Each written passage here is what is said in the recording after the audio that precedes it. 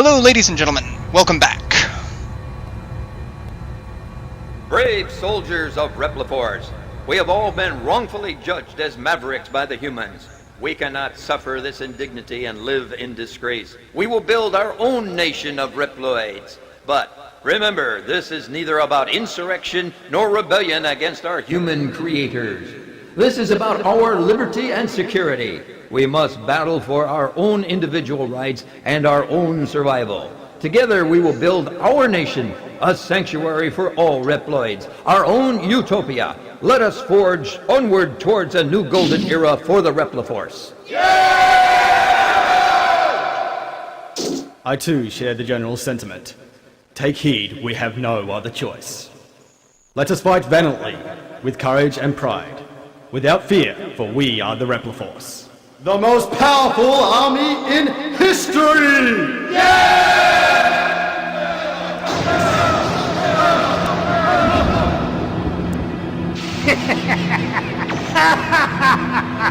The General has finally taken action. And now, my Maverick Hunters, what will you do? I'll be watching closely from here on out.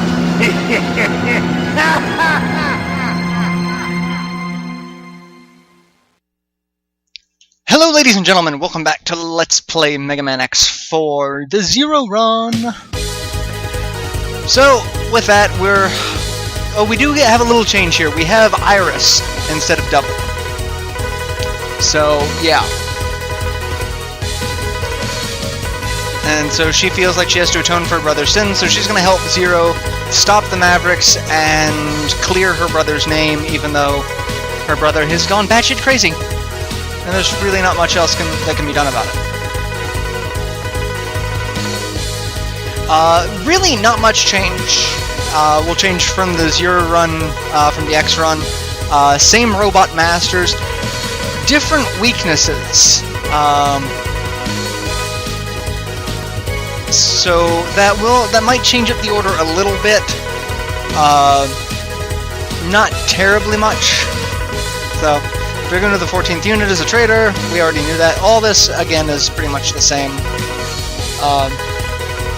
So I do hope everyone can look past my questioning of the logic of that Zero is not capable of killing anyone when he was supposedly a bad guy, with the other dark overtones that they've done for this series. Like if you watch the anime scene for Mega Man Maverick Hunter X on the PSP, where Sigma just nukes a bunch of cities, killing people is what Mavericks do. That's why they are labeled as Mavericks. So saying that it's not in Zero's character doesn't fly with me. Saying Zero didn't do it, I can believe that if you didn't add in the weird scenes that look like he did do it. And yeah, Ready. but oh, also, the black armor didn't show up in the intro stage because I was doing the code on the 3D control pad that came with Knights, and apparently it doesn't read the trigger buttons the same way. I don't know if it's like that on every controller or just mine, but I had to actually redo the first level after plugging in a standard controller and going that way. So I will get some questions about that as well, I'm sure of. If the code didn't work. No, it didn't. So.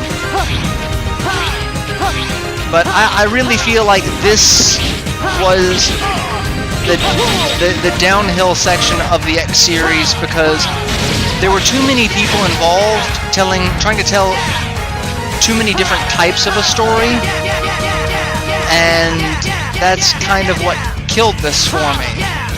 Like, I love the X series. I love that it is darker, and that it is more adult, and that it is not the happy-go-lucky series that you saw with the original Mega Man. But if the creator of Mega Man says that one thing, and then all of the other designers start saying different things, it's because after this, Keiji Inafune, I believe, had very little input in what actually happened in X5 and X6. I think he was just the director. But as far as everything else goes, he was pretty much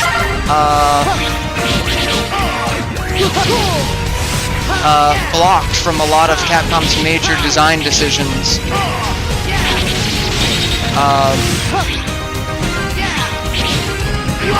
Again, I'm not entirely sure how accurate that is, but it seems like there was some internal back and forth between Keiji Inafune and Capcom for the later X games, which, you know, is obviously apparent because he left Capcom disheartened with how they treated, you know, franchises and how they were clinging to older styles of game development. So, I mean, which it would, I have a lot of fault for Capcom for that, and how they handled that, and how they've handled the Mega Man series since then. There's just a lot to it that just looks bad on so many levels. Like, adding the fat Mega Man from the American cover art for Mega Man 1 to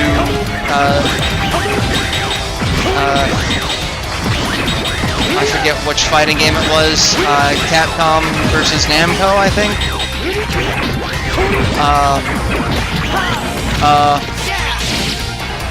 What's that? I hit him and it didn't kill him. But yeah, when Keiji left, there was a lot of mishandling of the X series, or the Mega Man franchise as a whole after that. Mega Man Legend 3? What? So, I mean, I'm not saying I'm blaming him for the feeling of inconsistency between the character and the history, because I know a lot of it was probably Capcom's design choices and interfering with what he wanted to do.